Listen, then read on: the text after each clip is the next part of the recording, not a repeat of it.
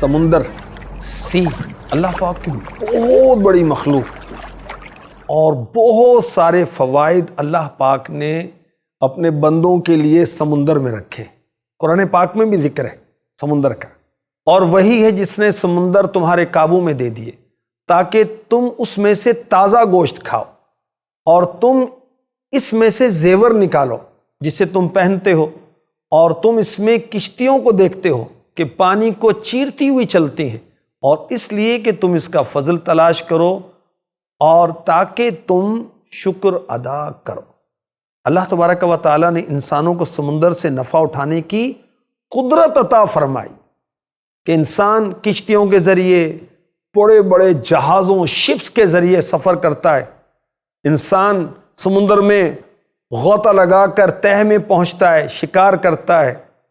سبحان اللہ، سورہ رحمان میں سمندر کا ذکر ہوتا ہے، مرج البحرین یلتقیان بینہما برزخ لا یبغیان فبأی آلاء ربکما تکذبان یخرج منہما اللؤلؤ والمرجان فبأی آلاء ربکما تکذبان۔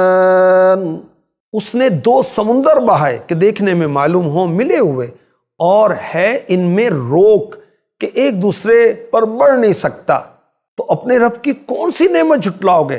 ان میں سے موتی اور مونگا نکلتا ہے، تو اپنے رب کی کون سی نعمت جھٹلاؤ گے؟ اللہ پاک نے میٹھے اور کھاری پانی سمندر میں جاری کر دیے، بظاہر وہ ملے ہوئے لگتے ہیں مگر ان میں فاصلہ ہے، اور یہ ملے ہوئے نہیں ہیں، اللہ کی شان ہے۔ حالانکہ پانی جب جمع ہوتا ہے کسی طرح کا آپس میں مل جاتا ہے، مگر یہ میٹھے اور نمکین سمندر میں پانی اللہ پاک نے بہا دیے، اور یہ ملتے نہیں، ایک دوسرے کا ذائقہ بھی تبدیل نہیں کرتے۔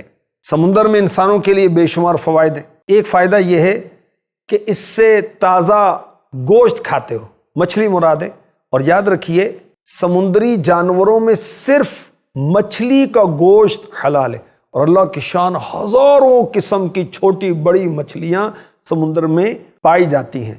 ایک فائدہ یہ ہے اللہ پاک نے انسان کو سمندر میں تصرف دیا تاکہ تجارت کی جائے، سفر کیا جائے، پانی کو چیرتی ہوئی کشتیاں، بڑے بڑے جہاز، اور اس سے اللہ کا فضل تلاش کیا جاتا ہے۔ سمندر کی اہمیت اس بات سے بھی سمجھیے، زمین پر استعمال ہونے والا 40% فریش واٹر اور 75% آکسیجن سمندر سے پیدا ہوتی ہے۔ اس آکسیجن سے ہم سانس لیتے ہیں، تو اس مناسبت سے سمندروں کا ماحول انسان کی بقا کے لیے بہت ضروری ہے۔ اگر سمندر آلود ہو گیا تو زر مبادلہ کمانے کے ذرائع ختم ہو جائیں گے۔ سمندر کی آلودگی کس وجہ سے ہے؟ جہاز اور لانچوں سے بہنے والا تیل اور وداؤٹ ٹریٹمنٹ فیکٹریوں کا فضلہ۔ سمندری آلودگی نہ صرف ساحل پر مقیم جو سمندر کے قریب لوگ رہتے ہیں ان کے لیے نقصان دہ ہے، بلکہ سمندر میں جو نباتات ہیں، جو پودے ہیں یا سمندری زندگی ہے، اس کے لیے بھی نقصان دہ۔ اور اس کے ساتھ ساتھ موسموں کا نظام سمندروں سے بدلتا ہے، بارشیں سمندر کے دم سے ہوتی ہیں۔ بحری آلودگی یعنی سمندروں کا گندا ہونا، اس کی 80% وجہ زمینی ذرائع ہیں، یعنی دریاؤں کی آلودگی، شہروں اور صنعتوں سے خارج ہونے والا گندا پانی۔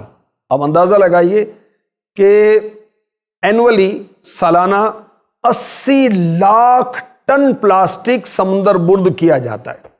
اب یہ جو پلاسٹک سمندر میں ڈالا گیا، یہ سمندری مخلوق اور ماہی گیروں کے لیے اور جو سیاحت کے شعبے سے وابستہ ہیں ان کے لیے نقصان دہ۔